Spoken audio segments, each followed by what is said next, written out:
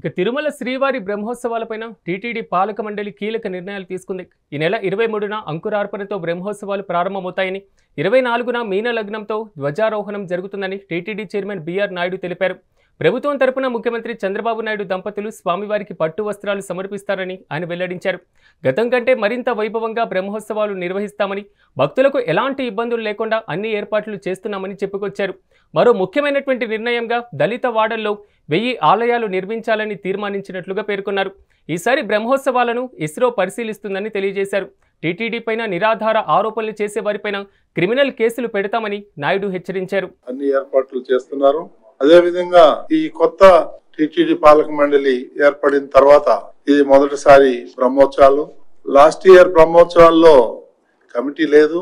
ఈసారి దీన్ని అత్యంత వైభవంగా ప్రెస్టేజ్ గా తీసుకొని దీన్ని కార్యక్రమాలన్నీ కూడా దిగ్విజయంగా జరిపించాలని చెప్పేసి నిర్ణయం తీసుకున్నాం.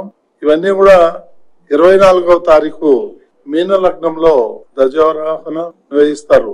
అదే రోజు పెద్ద వాహనంలో స్వామివారు ఊరేగింపు ఉంటుంది. రాష్ట్ర ప్రభుత్వం తరఫున 24వ తారీఖు నాడు ముఖ్యమంత్రి శ్రీ నారా చంద్రబాబు నాయుడు గారు పట్టు వస్త్రాలు స్వామివారికి తీసుకొస్తున్నారు.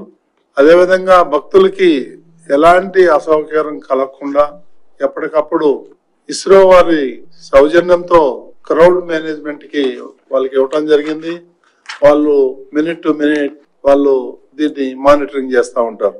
ఈ కార్యక్రమం 10 రోజులు ఏదైతే జరుగుతుందో ఈ కార్యక్రమాలన్నీ కూడా ఒక బాంబేలో ఉన్నటువంటి ఒక ఏజెన్సీతో మాట్లాడటం జరిగింది.